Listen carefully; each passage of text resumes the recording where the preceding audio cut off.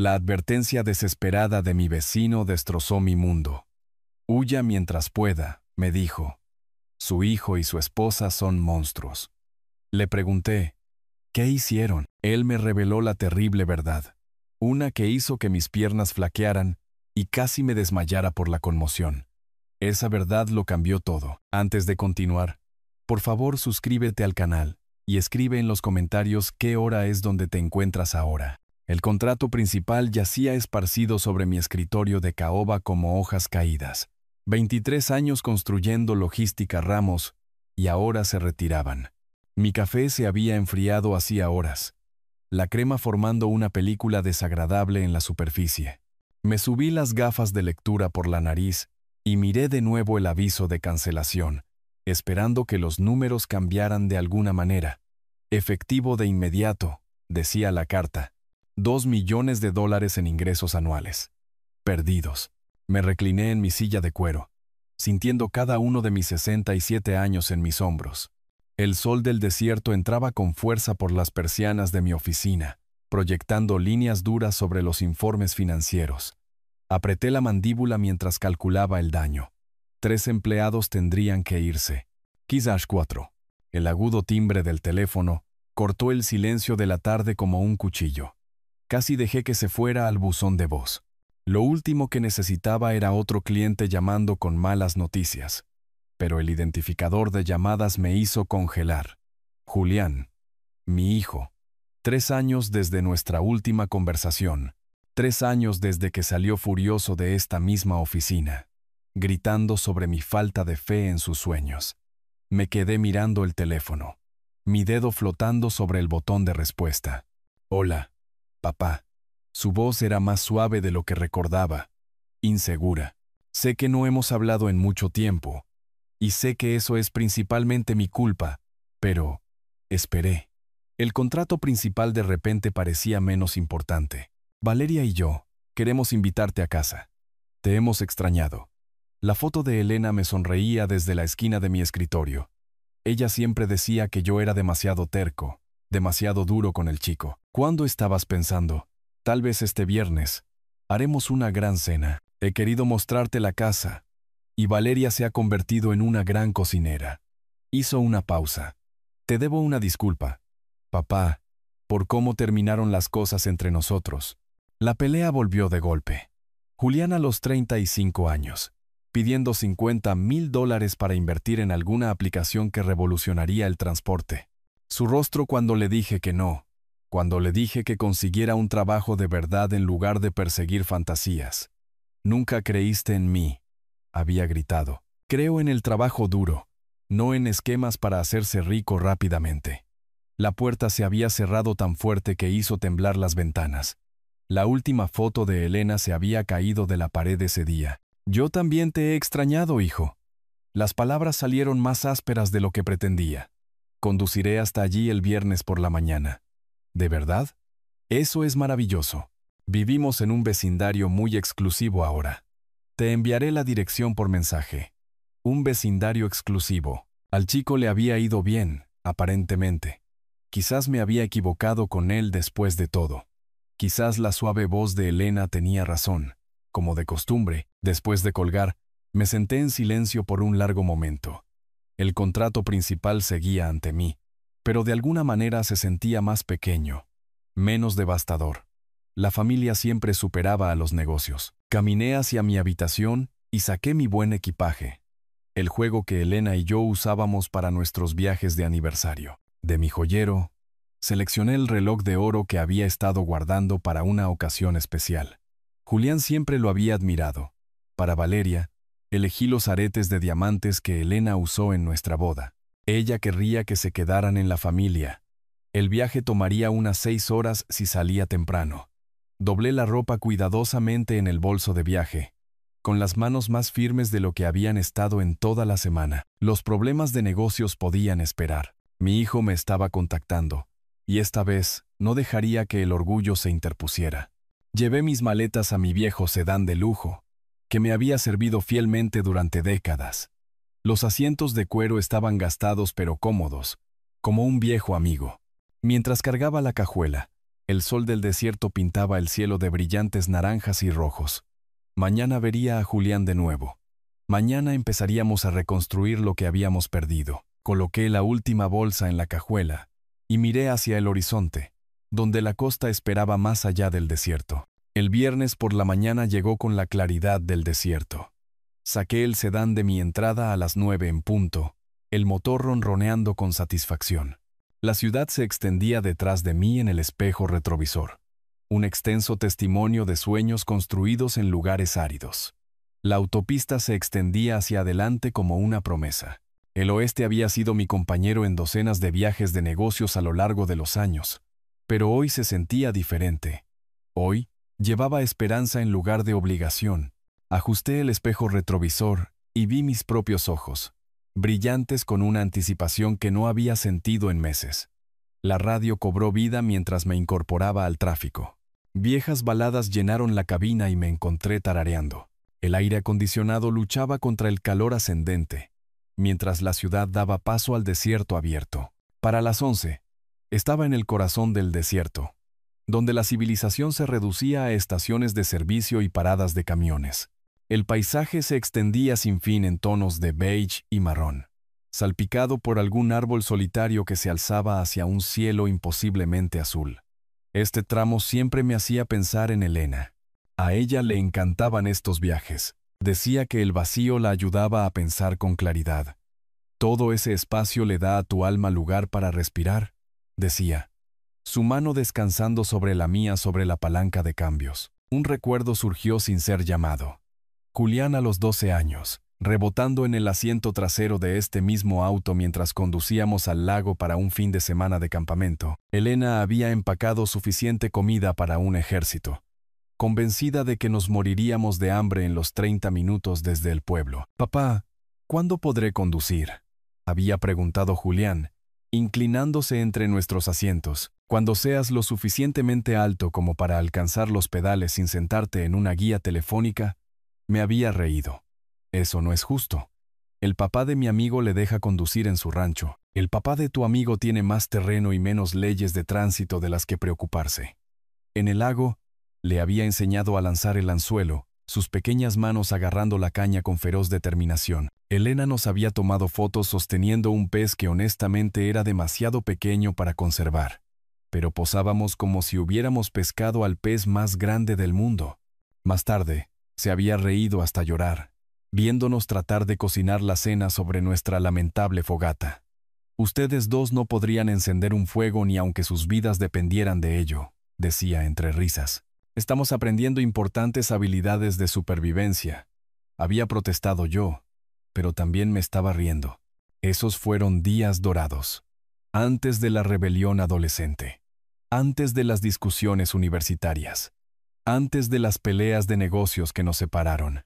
¿Cuándo se había vuelto todo tan complicado? El indicador de gasolina bajó constantemente y me detuve en una estación de servicio en medio de la nada. El anciano cajero levantó la vista de su periódico cuando entré, con el sudor perlando mi frente a pesar del aire acondicionado. «¿Visitando a la familia en la costa?», preguntó, mientras cobraba mi compra de combustible. «A mi hijo no lo he visto en años». Su rostro curtido se arrugó en una sonrisa. «La familia lo es todo.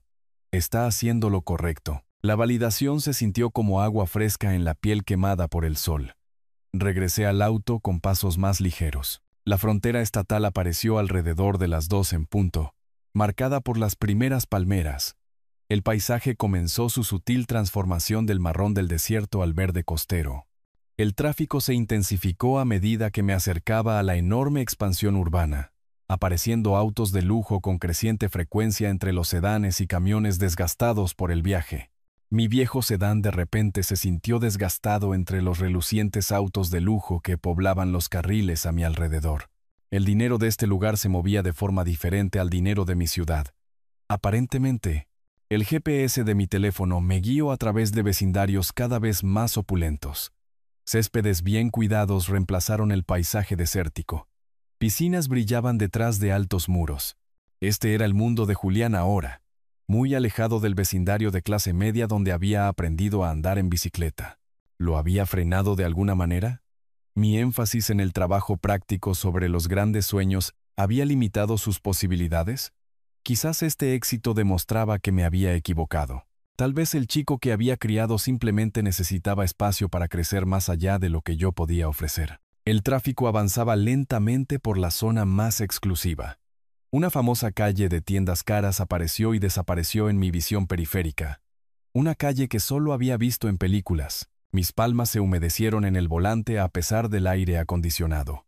El GPS anunciaba distancias en cientos de metros a hora, en lugar de kilómetros. En 1 kilómetro, gire a la derecha. Mi ritmo cardíaco se aceleró. 3 años de silencio estaban a punto de terminar. Revisé mi apariencia en el espejo retrovisor, alisando mi cabello gris y ajustando mi cuello. Los regalos descansaban seguros en el asiento del pasajero, envueltos en el buen papel que Elena siempre insistía en guardar para ocasiones especiales. En 100 metros, gire a la derecha. La villa blanca y moderna se alzaba ante mí como algo salido de una revista de arquitectura. Ventanales del suelo al techo reflejaban el sol de la tarde, creando un laberinto de espejos de luz y sombra. Una entrada circular se curvaba alrededor de una fuente central, su agua atrapando arcoíris en el rocío. Palmeras hacían guardia a lo largo del césped perfectamente cuidado. Estacioné el sedán y me senté un momento, asimilándolo. A Julián le había ido más que bien. Esta era una riqueza a una escala que nunca había imaginado. Ciertamente nada que mi compañía de logística podría haber proporcionado. El orgullo y la intimidación luchaban en mi pecho mientras recogía las bolsas de regalo del asiento del pasajero. La puerta principal era de roble macizo con accesorios de latón que brillaban como joyas. Toqué el timbre y escuché campanadas resonar en el interior, una melodía que probablemente costaba más que el pago del auto de la mayoría de la gente. A través del vidrio esmerilado, pude distinguir sombras de movimiento, formas de muebles, la sugerencia de opulencia, pero no pasos. Esperé, ajustando mi corbata y alisando mi camisa. El calor del desierto parecía diferente aquí, húmedo por el rocío de los aspersores y la evaporación de la piscina. Después de 1 minuto completo, llamé firmemente a la puerta. «¿Julián? ¿Valeria?» Mi voz se escuchó en la calle silenciosa. «Soy papá». El silencio respondió. Revisé mi reloj. Las 3:20. Tal vez llegaban tarde, atrapados en el tráfico de la ciudad o terminando los preparativos de último minuto para la cena. Toqué el timbre de nuevo, manteniéndolo presionado más tiempo esta vez.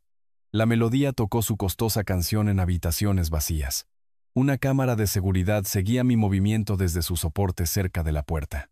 Una luz roja parpadeaba constantemente, grabando mi creciente confusión. Saludé a la cámara, sintiéndome tonto e incómodo. «¿Hola? ¿Hay alguien en casa?» El silencio se mantuvo intacto. No había sonidos de televisión, ni ruidos de cocina, ni voces llamando que ya venían. Solo el suave chapoteo de la fuente y el distante zumbido de la vida del vecindario adinerado. Caminé alrededor del perímetro de la casa, las bolsas de regalo volviéndose pesadas en mis manos sudorosas. El patio trasero era un paraíso de piscina y muebles de patio. Una cocina al aire libre brillando sin usar bajo su cubierta de lona. A través de las puertas corredizas de vidrio, vislumbré una sala de estar que pertenecía al vestíbulo de un hotel de lujo. Todo perfecto, todo caro, todo vacío. La puerta trasera estaba bien cerrada. Volviendo al frente, saqué mi teléfono y marqué el número de Julián con dedos temblorosos. Sonó 4 veces antes de pasar al buzón de voz. «Has contactado a Julián Ramos. Deja un mensaje y te responderé. Julián, soy papá». Traté de que la preocupación no se notara en mi voz. «Estoy en tu casa como planeamos. ¿Dónde estás? Devuélveme la llamada».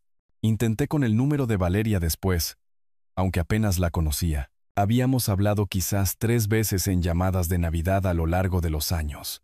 «Hola, habla Valeria. No puedo atender el teléfono en este momento, pero deja un mensaje, y te llamaré pronto. Valeria, soy Samuel. Estoy aquí para la cena.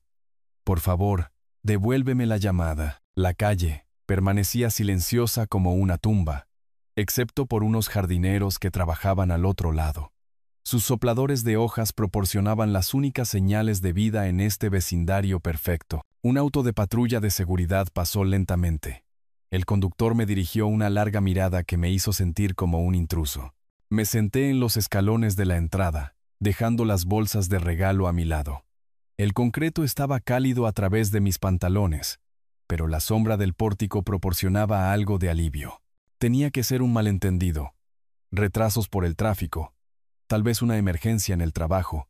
La gente no invitaba a sus padres distanciados a cenar solo para abandonarlos en la puerta, ¿verdad? Mi teléfono permanecía obstinadamente silencioso. No había llamadas de vuelta, ni mensajes de texto explicando el retraso. El alegre chapoteo de la fuente comenzó a sonar burlón. Las 4 en punto llegaron y pasaron. El sol se movió, quitando mi sombra y dejándome expuesto en los escalones como un mueble no deseado. El sudor empapaba mi camisa a pesar de la brisa. Mis zapatos de cuero se sentían apretados e incómodos sobre el concreto desconocido. Otras casas en la calle mostraban signos similares de vacío costoso. Puertas cerradas, entradas impecables. El peculiar silencio de la riqueza que se aísla del mundo. Nunca me había sentido más fuera de lugar, sentado en escalones que probablemente costaban más que mi pago mensual de la hipoteca. Tal vez había entendido mal. Tal vez Julián había querido decir el próximo viernes, no este viernes. Tal vez mi afán por reconciliarme me había hecho escuchar lo que quería oír en lugar de lo que realmente había dicho. Pero no, él había mencionado específicamente este viernes. Y Valeria había sonado emocionada con los planes de la cena. Mi corazón comenzó a hundirse hacia un territorio familiar. La misma decepción que había sentido cuando Julián se perdió mi cumpleaños número 60. El mismo dolor hueco de cuando se saltó el funeral de Elena. Patrones repitiéndose a pesar de las promesas esperanzadoras. Me levanté lentamente, las rodillas protestando después de estar tanto tiempo sentado.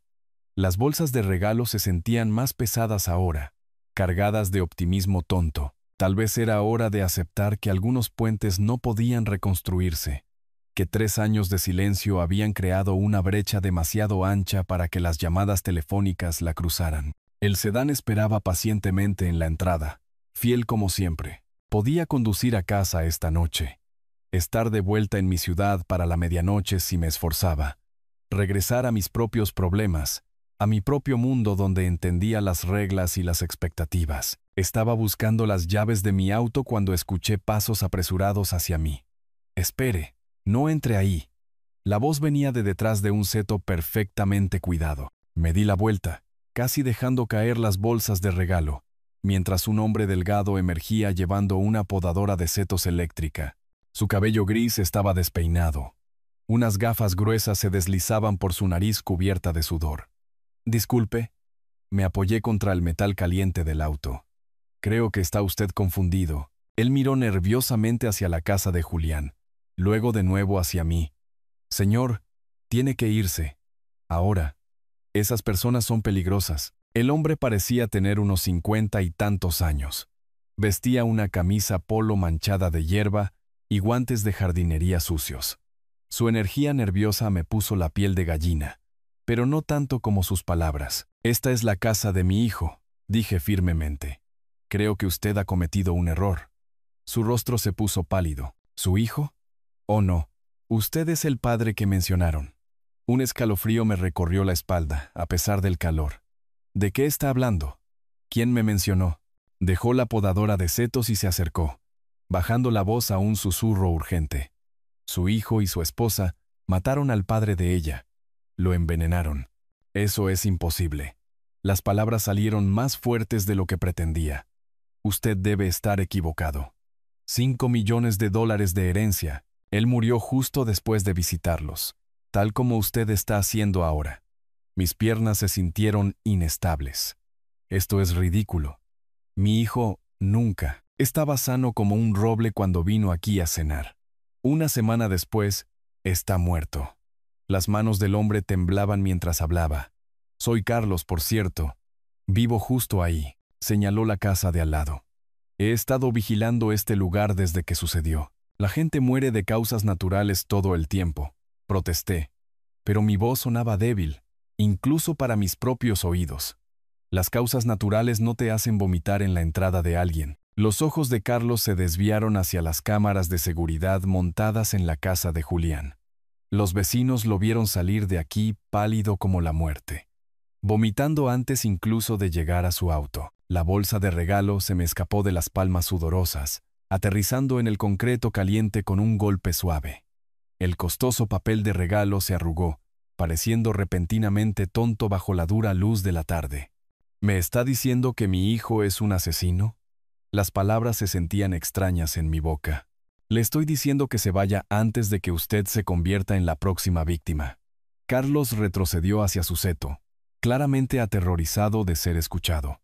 Esa mujer, Valeria, hay algo frío en ella.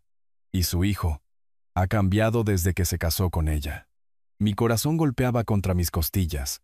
3 años de distanciamiento de repente cobraron un significado más oscuro. ¿Y si Julián había cambiado? ¿Y si los problemas de dinero con los que me negué a ayudarlo lo habían llevado a algo impensable? ¿Cómo sabe usted lo de la herencia?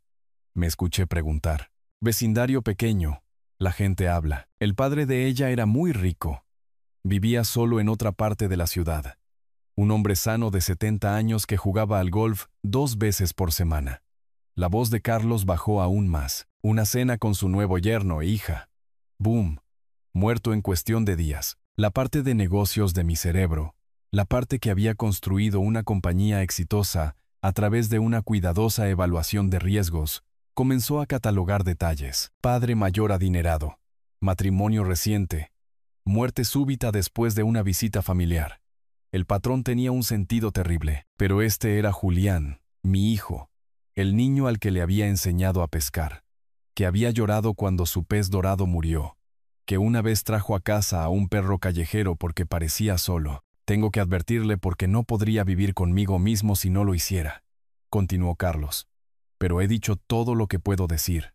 Eso es todo lo que puedo hacer. Agarró su podadora de setos y comenzó a retroceder hacia su propia propiedad, lanzando miradas temerosas a las cámaras que seguían nuestra conversación. Espere, le llamé. ¿Qué hay de la policía? ¿Qué pasa con ellos? La gente rica muere. Sucede todo el tiempo. No hay investigación cuando no hay evidencia. Se detuvo en su puerta. Simplemente no coma ni beba nada de lo que le ofrezcan.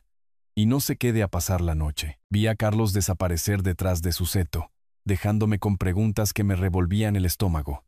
La entrada se sentía como un horno bajo mis pies. Caminaba de un lado a otro junto al sedán, mi mente corriendo más rápido que mi corazón.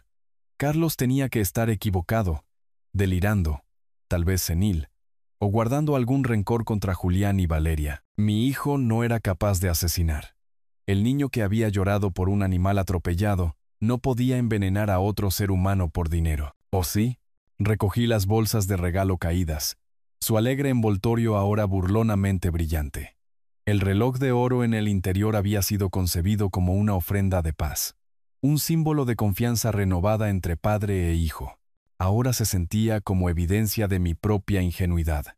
3 años. 3 años de silencio después de nuestra pelea por dinero. ¿Qué le había pasado a Julián en ese tiempo? ¿En quién se había convertido?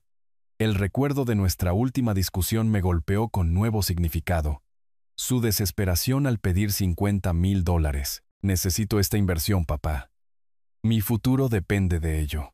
La mirada salvaje en sus ojos cuando me negué. Te arrepentirás de no haber creído en mí. En ese momento, lo había descartado como el berrinche de un adulto malcriado que nunca había aprendido el valor del trabajo duro. Ahora esas palabras tenían un peso diferente. Una amenaza, tal vez, en lugar de una predicción. Saqué mi teléfono e intenté el número de Julián de nuevo, directo al buzón de voz. El buzón ahora lleno. El teléfono de Valeria sonó sin parar antes de pasar a la misma alegre grabación que había escuchado hacía 1 hora. ¿Dónde estaban? Si esta invitación a cenar era genuina, ¿por qué no respondían a sus teléfonos? ¿Por qué me habían dejado sentado aquí durante más de 2 horas? La casa se alzaba ante mí. Su fachada blanca y moderna, ya no impresionante sino imponente, como una fortaleza. Las cámaras de seguridad parecían seguir cada uno de mis movimientos, las luces rojas parpadeando como ojos mecánicos. ¿A cuántas personas habían grabado esas cámaras en sus últimas horas? La voz de Elena resonó en mi memoria. Eres demasiado duro con el chico, Samuel. Julián tiene tu ambición pero no tu paciencia. Ten cuidado de no alejarlo demasiado. ¿Lo había empujado yo hacia esto? Mis duras críticas y mi negativa a apoyar sus sueños habían creado la desesperación que llevó al asesinato. Pero eso era una locura. La gente no mataba por dinero, especialmente no a sus propios familiares, excepto que sí lo hacían. Las noticias estaban llenas de esas historias. Disputas de herencia, pólizas de seguro, padres ancianos encontrados muertos en circunstancias misteriosas. Dejé las bolsas de regalos sobre el capó del sedán y me apoyé contra el metal caliente. El sol de la tarde caía sin piedad, pero apenas lo sentía. Mis pensamientos eran demasiado ruidosos, demasiado caóticos. Si Carlos decía la verdad, entonces Julián y Valeria me habían invitado aquí para matarme. La voz del hijo amoroso en el teléfono, la charla sobre extrañarme y querer reconciliarse, todo mentira. Una actuación diseñada para atraerme a una distancia de ataque. Pero si Carlos mentía o estaba equivocado, entonces estaba aquí parado como un tonto paranoico, destruyendo mi única oportunidad de reconstruir la relación con mi hijo. $5 millones. Eso es lo que Carlos había dicho que Valeria heredó de su padre. Suficiente dinero para comprar esta casa, financiar el estilo de vida de Julián, hacer desaparecer todos sus problemas financieros. Suficiente dinero por el que matar. Mi teléfono vibró. Un mensaje de texto. Mi corazón dio un vuelco hasta que vi que era de mi socio comercial en mi ciudad, preguntando por la cuenta perdida. El mundo exterior, mi vida normal, parecía imposiblemente distante ahora. Revisé la hora, casi las 5:30. El sol comenzaba su descenso hacia el océano, pintando las mansiones del vecindario con luz dorada. Hermoso y mortal, como todo lo demás en este vecindario. El motor de un auto zumbó en la distancia, haciéndose más fuerte. Mi pulso se aceleró. Alguien venía por la calle, y en un vecindario tan exclusivo, solo podían ser residentes o sus invitados. El sonido del motor se hizo más nítido, caro, suave, no el estruendo de mi viejo sedán, sino el ronroneo de la ingeniería alemana. Tenía quizás 30 segundos para decidir, subir a mi auto y marcharme, demostrando que no confiaba en mi propio hijo, o quedarme y sonreír y abrazar a Julián cuando llegara, posiblemente firmando mi propia sentencia de muerte en el proceso. Un sedán plateado de lujo entró en la entrada, y tuve que decidir si sonreír y abrazar a mi hijo, o correr por mi vida. El motor del sedán de lujo se detuvo en silencio detrás de mi polvoriento auto. Las ventanas polarizadas ocultaron a los ocupantes por un momento que se extendió como una eternidad. Forcé mi rostro en lo que esperaba se pareciera a una sonrisa de alivio, aunque mi corazón golpeaba contra mis costillas. La puerta del conductor se abrió primero. Julián emergió con ropa que nunca le había visto poder pagar. Pantalones a medida, camisa de seda, zapatos de cuero que probablemente costaban más que el pago mensual de mi auto. Se veía próspero, saludable, nada como el hombre en apuros que me había llamado hacía 3 años, suplicando por dinero. Papá. Su voz transmitía una calidez genuina mientras caminaba hacia mí con los brazos abiertos. Siento mucho haberte hecho esperar. El tráfico estaba terrible volviendo del centro. Terrible. ¡Qué elección de palabras! ¿Teníamos que cerrar unos asuntos legales? Continuó, atrayéndome a un abrazo que se sintió simultáneamente familiar y extraño. Cosas aburridas. Pero ya sabes cómo son estos abogados. ¿Asuntos legales? ¿Testamentos, tal vez? ¿Planificación patrimonial? Le devolví el abrazo mientras mi mente catalogaba cada detalle para un análisis futuro. La puerta del pasajero se abrió, y Valeria salió como una modelo posando para una revista. Cabello rubio perfectamente peinado, vestido de diseñador que se ajustaba a su figura, un bolso que costaba más que el alquiler mensual de algunas personas. Se movía con la gracia practicada de alguien acostumbrado a ser observado y admirado. ¿Samuel? Se acercó con los brazos extendidos, su sonrisa lo suficientemente brillante como para iluminar el vecindario. Es usted más guapo que en sus fotos. Julián me mostró tantas fotos de cuando él era pequeño. Me tocó el brazo mientras hablaba, Un gesto que habría parecido amistoso hace una hora. Ahora me erizaba la piel. Estudié su rostro en busca de signos de culpa, de grietas en la actuación, pero solo encontré entusiasmo y calidez. Espero que haya traído apetito, continuó. He estado cocinando toda la tarde. Sus favoritos. Julián me contó todo sobre su amor por el estofado y los panecillos de Elena. ¿Cómo sabía ella lo de los panecillos de Elena? Julián debía haber compartido más recuerdos familiares de lo que había imaginado. La intimidad de ese conocimiento se sintió como una violación. «El viaje no fue demasiado duro, ¿verdad?», preguntó Julián, mirando mi apariencia desgastada por el viaje con lo que parecía ser una preocupación genuina. 6 horas es un viaje largo, especialmente con este calor. No estuvo tan mal, logré decir, mi voz sonando extraña a mis propios oídos. El sedán lo maneja bien. Es un clásico, dijo Julián, pasando la mano por la pintura desvaída del auto con aparente apreciación. ¿Recuerdas cuando me enseñaste a conducir en este viejo amigo? Tenía tanto miedo de rayarlo. El recuerdo era real, cálido, inocente. Pertenecía a una vida diferente, antes de las sospechas y acusaciones, y la terrible posibilidad de que mi hijo se hubiera convertido en un extraño, capaz de asesinar. Recogí las bolsas de regalo del capó del auto, mis manos temblando ligeramente. Les traje algo a ambos, solo pequeños detalles. Papá, no tenías que hacer eso. Los ojos de Julián se iluminaron con lo que parecía un placer genuino. Que estés aquí es suficiente regalo. Valeria aplaudió como una niña encantada. Oh, qué dulce. Pero primero, entremos. Donde está fresco. Se le ve acalorado. Y le tengo un té helado esperando. Té helado. Tenía la garganta seca por el calor y el estrés. Pero la advertencia de Carlos resonó en mi mente.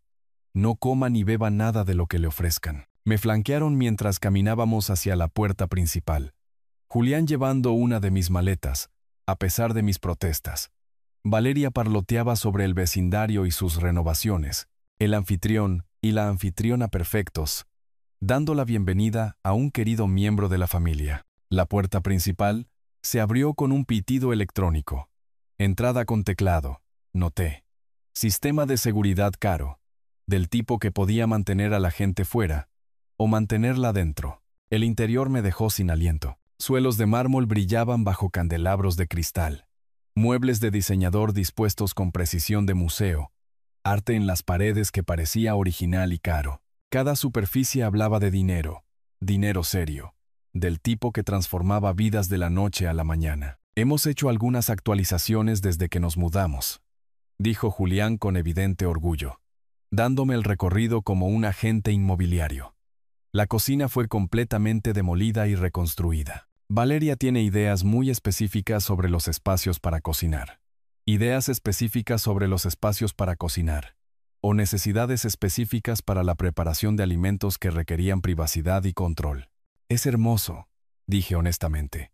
A ambos les ha ido muy bien. Hemos tenido suerte con algunas inversiones, respondió Julián, pero algo en su tono sugirió que la conversación estaba cerrada.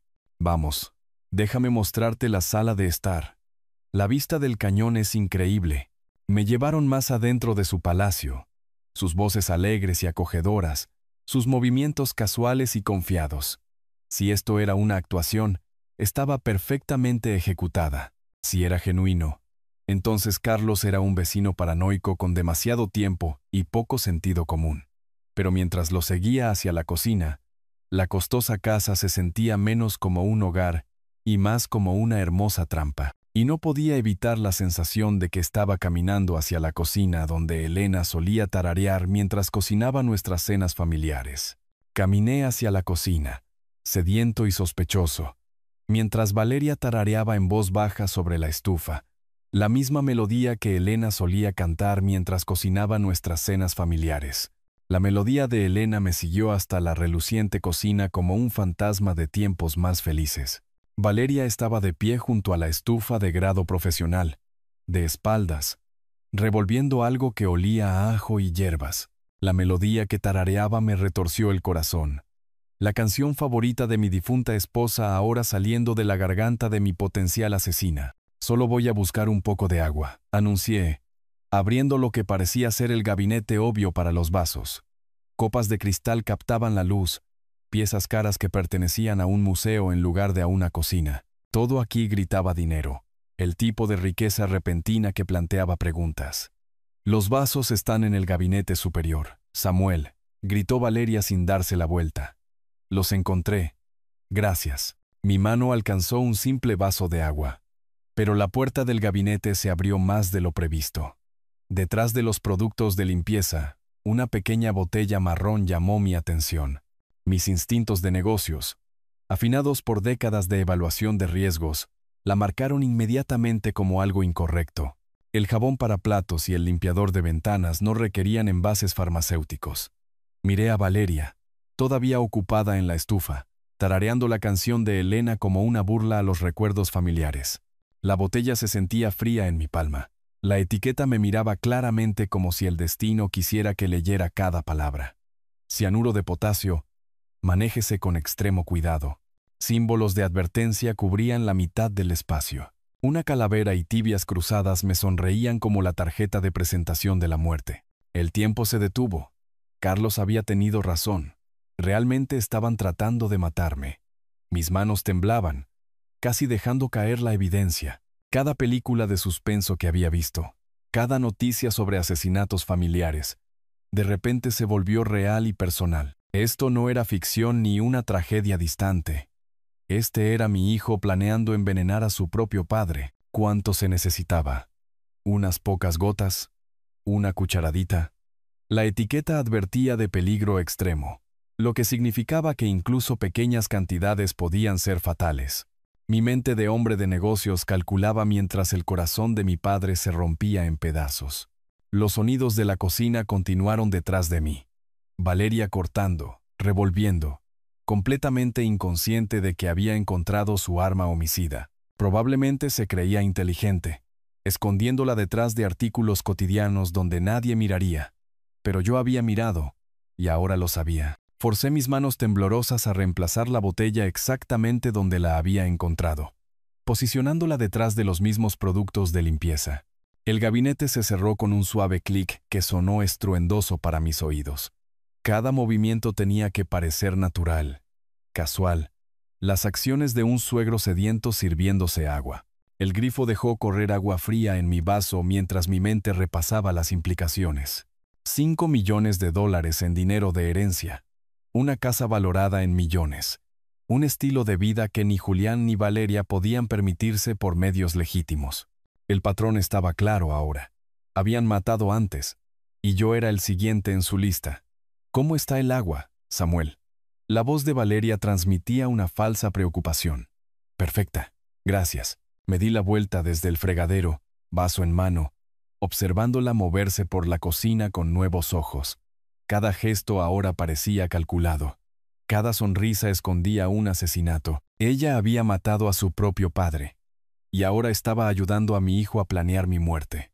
La ironía quemaba. Estaba tarareando la canción favorita de Elena mientras se preparaba para enviarme a reunirme con mi esposa en la tumba. Pero el conocimiento era poder. Pensaban que yo era una víctima desprevenida, un anciano solitario desesperado por la reconciliación familiar.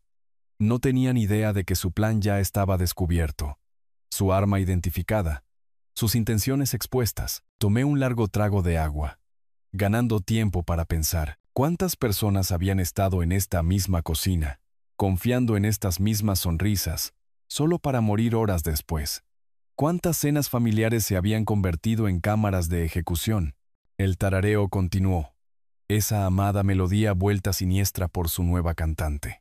Me aparté del fregadero con mi vaso de agua, sabiendo que todo lo que Valeria estaba preparando, incluida nuestra cena familiar, era ahora potencialmente mortal. La sala de estar se sentía diferente ahora, como un escenario de teatro donde todos interpretaban papeles excepto yo. Julián levantó la vista de su revista cuando regresé. Su sonrisa era la misma que le había enseñado a usar con los clientes cuando tenía 12 años. ¿Encontraste lo que necesitabas, papá? Sí, gracias. Hermosa cocina. Las palabras salieron más firmes de lo que me sentía.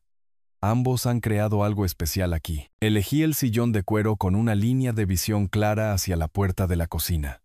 Julián no cuestionó mi posicionamiento, demasiado concentrado en hacer el papel de anfitrión perfecto. Desde aquí, podía observar los movimientos de Valeria mientras mantenía la conversación. «Cuéntame sobre este mercado inmobiliario de la ciudad», dije, necesitando que la atención de Julián se desviara de mi vigilancia. «Parece que les ha ido bien. Hemos tenido suerte con algunas inversiones», respondió Julián. La misma vaga explicación de antes. La clave es saber cuándo tomar riesgos. A través de la puerta, Valeria se movía entre el mostrador y la estufa con eficiencia practicada. Varias botellas de vino estaban abiertas en la isla de mármol, tintos caros que me habrían impresionado hace una hora. Ahora parecían accesorios en una elaborada escena de asesinato. «Samuel, ¿prefiere tinto o blanco?», llamó desde la cocina. «Lo que usted recomiende», respondí, observándola seleccionar una botella de vino tinto que probablemente costaba más de lo que la mayoría de la gente gastaba en comestibles. Julián se lanzó a una discusión sobre las regiones vinícolas, mientras yo mantenía respuestas apropiadas. Pero mi atención permanecía fija en la cocina, donde Valeria servía 3 copas de vino tinto oscuro. Dejó 2 copas a un lado, cerca de la ventana. La tercera permaneció junto a la estufa. Mi corazón golpeaba contra mis costillas mientras ella miraba hacia la sala de estar, comprobando nuestras posiciones. Julián estaba inmerso en su monólogo de experto en vinos, gesticulando con las manos, completamente inconsciente de que su esposa se preparaba para cometer un asesinato. Valeria se agachó hacia el gabinete inferior, el mismo donde había encontrado la botella de veneno. El tiempo se dilató mientras recuperaba el pequeño recipiente marrón. Sus movimientos fueron rápidos, pero cuidadosos, practicados. No era su primera vez. Lo había hecho antes, probablemente en esta misma cocina, tal vez con su propio padre. Un líquido claro goteó en la copa de vino más cercana a la estufa. 1 gota, 2, 3. Un suave remolino mezcló el veneno con el vino, creando lo que parecía una inocente copa de vino caro. La botella desapareció de nuevo en su escondite entre los productos de limpieza. «Los productores de la región realmente entienden el terruño», decía Julián, su voz pareciendo venir de debajo del agua. «Eso es lo que separa un buen vino de un gran vino. Un gran vino mezclado con veneno mortal», pensé. Observando a Valeria organizar las copas en una elegante bandeja de servicio, la copa envenenada mantenía su posición. Memoricé exactamente cuál había adulterado. Estaba tarareando de nuevo la canción de Elena, la misma melodía que mi esposa solía cantar mientras cocinaba las cenas de domingo para nuestra pequeña familia. Ahora acompañaba la preparación para mi ejecución. «Caballeros, la cena está servida». La voz de Valeria transmitía una calidez teatral mientras emergía de la cocina llevando la bandeja de vino. Julián se levantó de un salto con entusiasmo. «Finalmente, me muero de hambre». Me levanté más lentamente, catalogando las posiciones de todo lo que importaba. La copa envenenada estaba en el lado derecho de la bandeja, más cerca de donde la mano de Valeria agarraba las asas. Ella sabía exactamente cuál sería la mía. «Esto se ha hecho esperar demasiado», dijo Julián, pasando su brazo por mis hombros mientras caminábamos hacia el comedor. «La familia debe permanecer unida». Familia. La palabra sabía amarga ahora. Mi hijo me estaba llevando a cenar como un cordero al matadero, su voz llena de calidez mientras su esposa llevaba la muerte líquida en copas de cristal. La mesa del comedor brillaba bajo la luz del candelabro, puesta con una vajilla que pertenecía a Palacios. 3 servicios nos esperaban, perfectos en su simetría, hermosos y mortales como todo lo demás en esta casa. Mientras nos acercábamos a la mesa del comedor puesta con fina porcelana que reflejaba la luz del candelabro, Valeria colocó la bandeja con las copas de vino en el centro, incluyendo la que estaba destinada a ser mi última bebida. Las velas parpadeaban sobre la caoba pulida, mientras Valeria dirigía nuestros asientos como un director de orquesta organizando la Sinfonía de la Muerte. El comedor pertenecía a revistas de arquitectura, un candelabro de cristal proyectando arcoíris a través de las copas de vino. Cada pieza de porcelana valía más que los salarios semanales de mis empleados. «Samuel, usted siéntese aquí». En la cabecera, Gesticuló hacia la silla más alejada de cualquier salida. Lugar de honor para nuestro invitado especial. Julián tomó su posición a mi derecha. Valeria a mi izquierda. Me flanqueaban perfectamente, cortando las rutas de escape mientras mantenían la ilusión de intimidad familiar. La coreografía se sentía ensayada. «Brindemos por las reuniones familiares», dijo Julián, levantando su copa de vino con entusiasmo teatral. Valeria levantó la suya en perfecta sincronización. Por sanar viejas heridas y nuevos comienzos. Mi copa estaba a mi alcance. La luz de las velas hacía que el vino envenenado pareciera rubíes líquidos, hermoso y letal. Podía oler el rico aroma del vino desde donde estaba sentado, sin rastro del veneno que me mataría a los pocos minutos de consumirlo. «Aprecio el gesto», comencé, mi voz más firme que mi pulso, «pero he dejado de beber alcohol». La expresión de Julián cambió, la sorpresa reemplazando la expectativa. «¿Desde cuándo?» «Solías disfrutar del vino con la cena». «Órdenes del médico».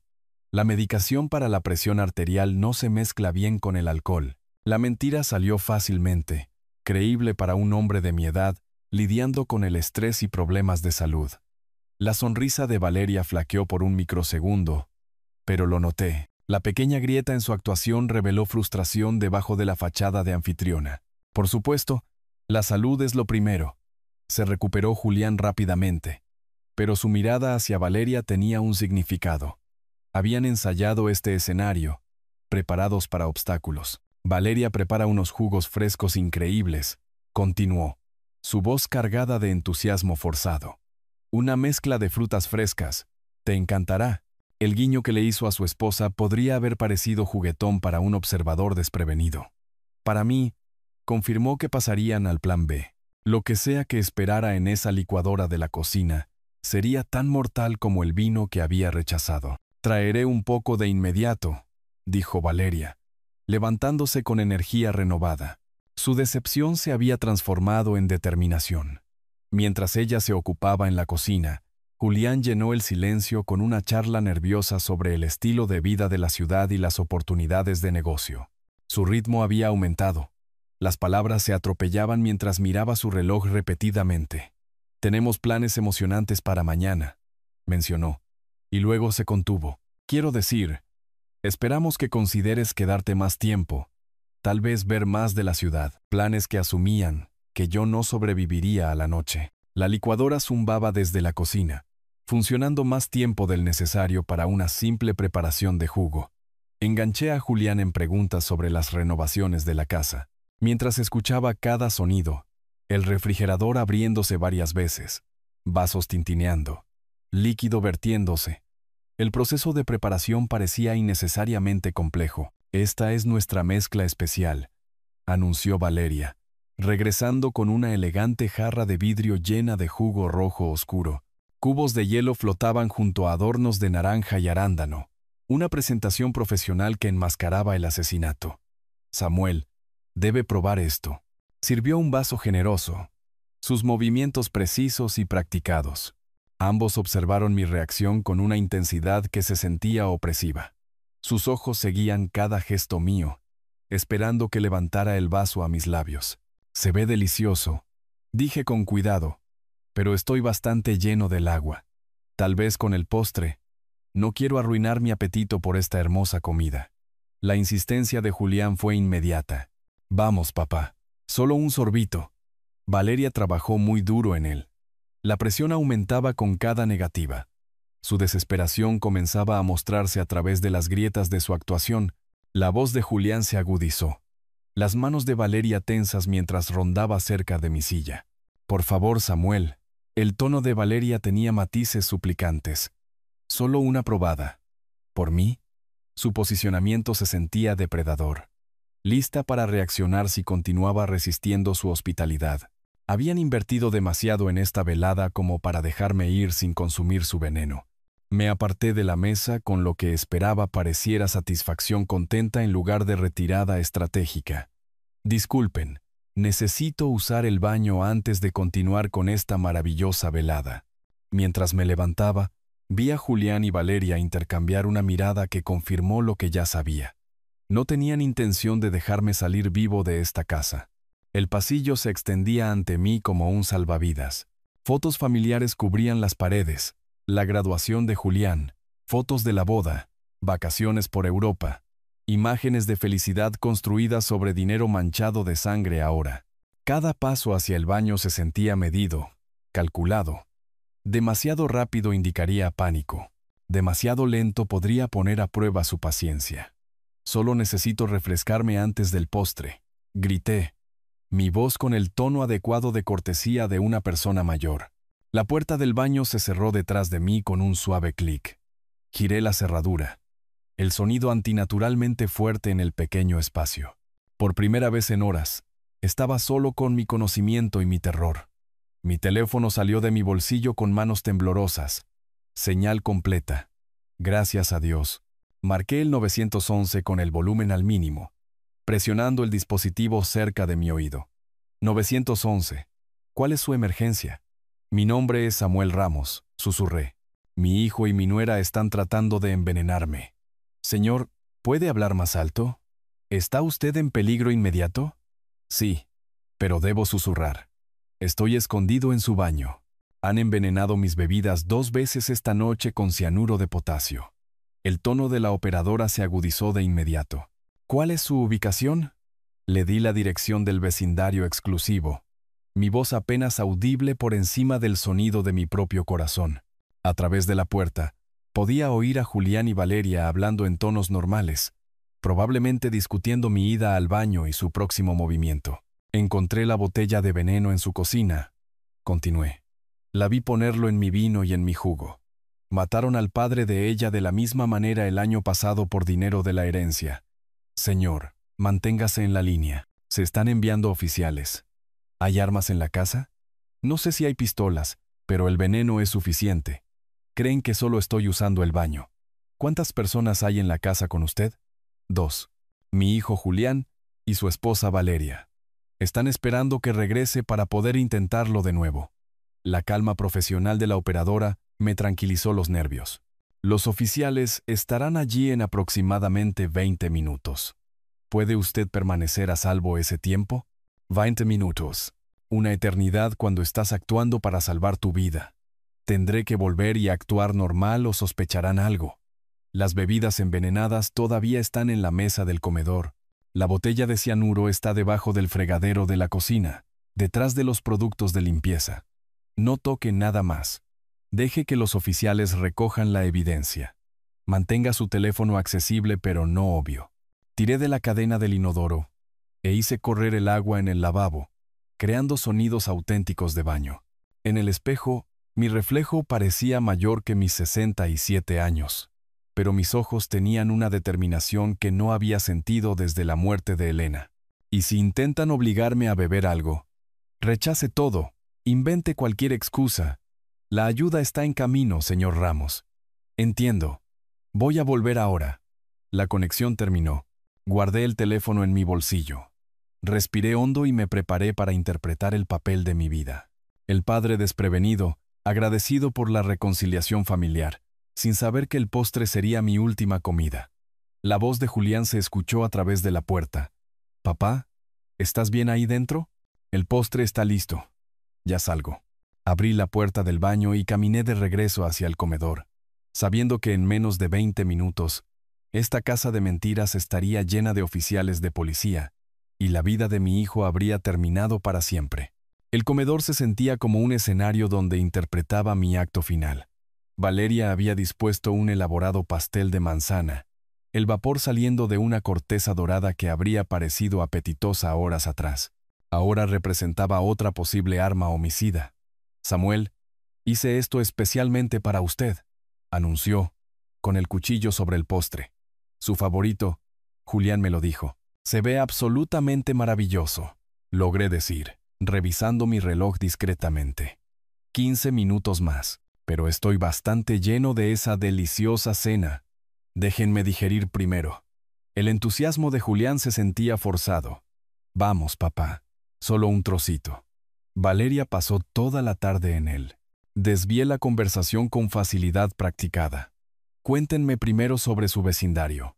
Vi algunas casas hermosas al entrar. El mercado inmobiliario aquí debe ser increíble. La conversación compró un tiempo precioso, pero podía ver la frustración creciendo detrás de sus sonrisas. Julián revisaba su teléfono repetidamente. El agarre de Valeria sobre el cuchillo de servir se tensó con cada minuto que pasaba. Entonces la salvación llegó en forma de puertas de auto cerrándose afuera. Julián frunció el ceño hacia la ventana delantera. ¡Qué extraño! Suenan como muchos autos. Pasos pesados cruzaron la entrada. Sonó el timbre, seguido inmediatamente por golpes autoritarios que hicieron vibrar la costosa puerta principal. «Yo voy», dijo Julián, la confusión reemplazando su encanto de anfitrión. Valeria lo siguió hacia la entrada mientras yo permanecía sentado, mi corazón latiendo con alivio y anticipación. «Policía, recibimos una llamada sobre un posible incidente de envenenamiento en esta dirección». La voz de Julián se quebró por la conmoción. «¿Envenenamiento? Debe haber algún error. Oficial». Me levanté y caminé hacia el vestíbulo, donde 3 oficiales uniformados llenaban la entrada. Su presencia transformó la elegante entrada en la escena de un crimen. «Oficiales, soy Samuel Ramos. Yo hice esa llamada». El color desapareció del rostro de Valeria como agua de un vaso roto. La confusión de Julián se convirtió en horror a medida que comprendía. «Papá, ¿qué hiciste?» «Llamé para pedir ayuda cuando descubrí que estaban tratando de asesinarme», respondí, mi voz más firme que en toda la noche. El oficial principal dio un paso adelante. «Señor Ramos, ¿dónde están los artículos que mencionó?» Señalé hacia el comedor. «Las copas de vino y jugo envenenadas están sobre la mesa. La botella de cianuro de potasio está en la cocina, debajo del fregadero, detrás de los productos de limpieza». Las negativas desesperadas de Julián llenaron el aire. «Esto es una locura. Nunca lastimaríamos a mi padre. Está confundido, posiblemente teniendo algún tipo de episodio». Pero Valeria permaneció en silencio, su mente calculadora ya trabajando en el control de daños. Su silencio habló más fuerte que las protestas de Julián. 2 oficiales se movieron hacia el comedor, mientras un tercero se dirigía a la cocina.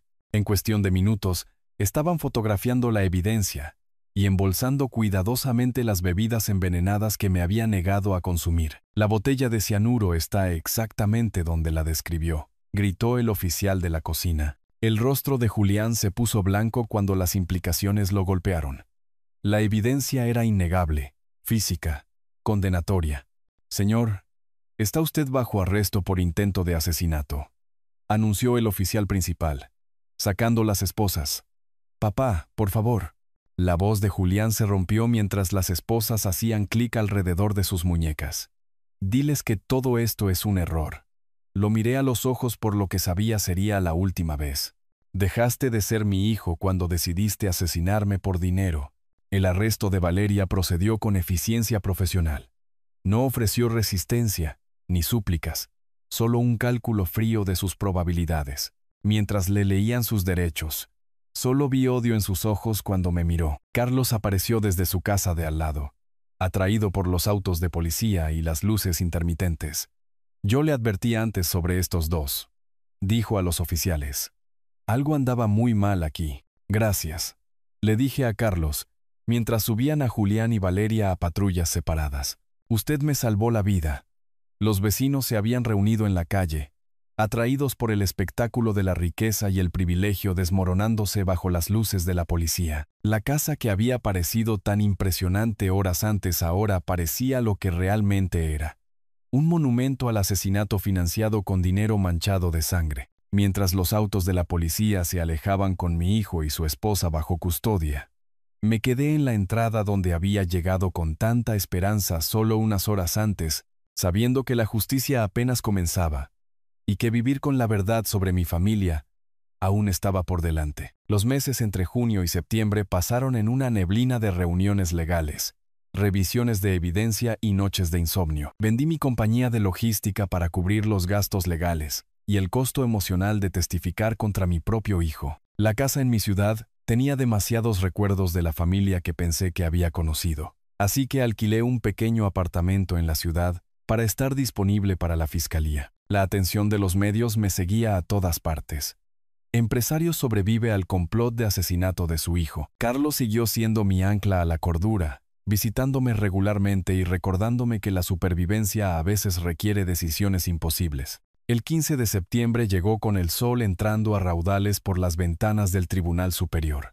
Los paneles de madera de la sala del tribunal y la atmósfera formal no podían disminuir la naturaleza surrealista de ver a mi hijo y mi nuera en la mesa de los acusados.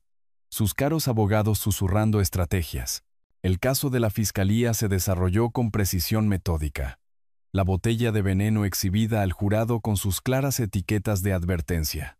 El análisis de laboratorio confirmando el cianuro tanto en las copas de vino como en las de jugo.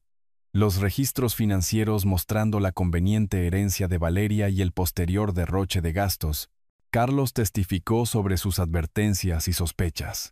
Su energía nerviosa en el estrado de los testigos me recordó aquella tarde cuando salió corriendo de detrás de su seto para salvar mi vida.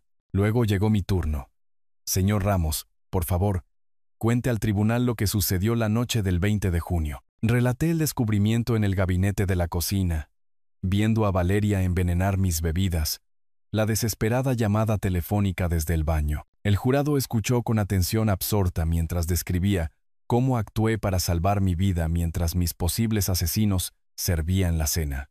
El abogado defensor intentó retratarme como un anciano confundido, quizás sufriendo de delirios paranoicos, pero mi experiencia empresarial y mi claro recuerdo de los hechos socavaron su estrategia. Señor Ramos, preguntó el fiscal, ¿está usted seguro de lo que presenció? La vi agregar veneno a mi bebida con mis propios ojos.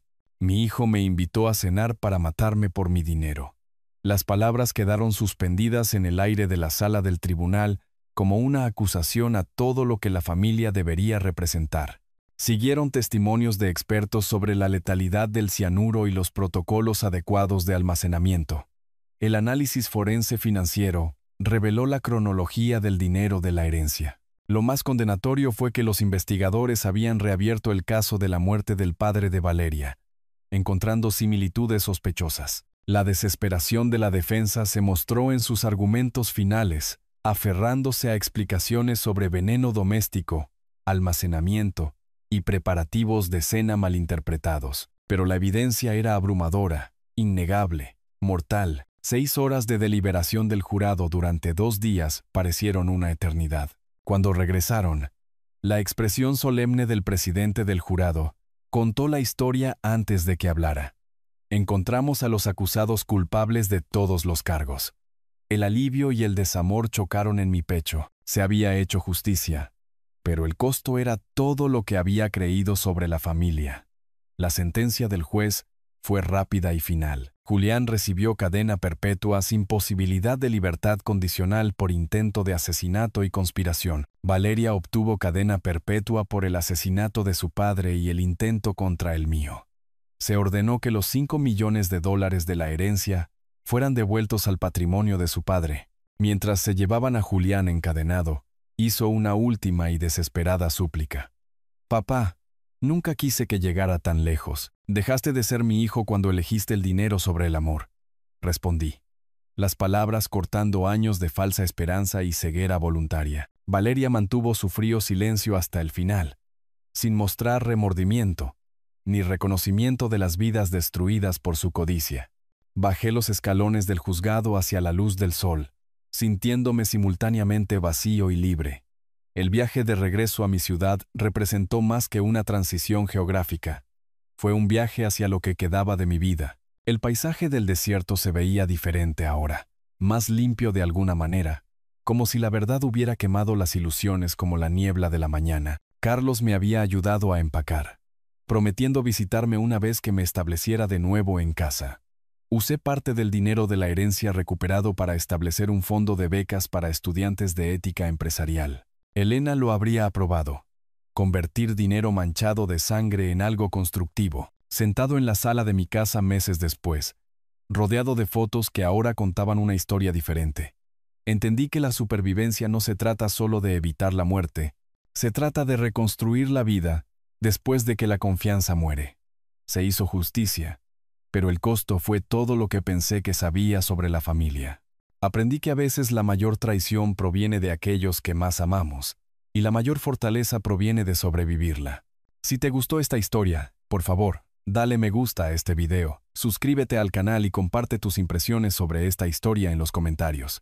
Para escuchar la siguiente historia, haz clic en el recuadro de la izquierda. Gracias por vernos.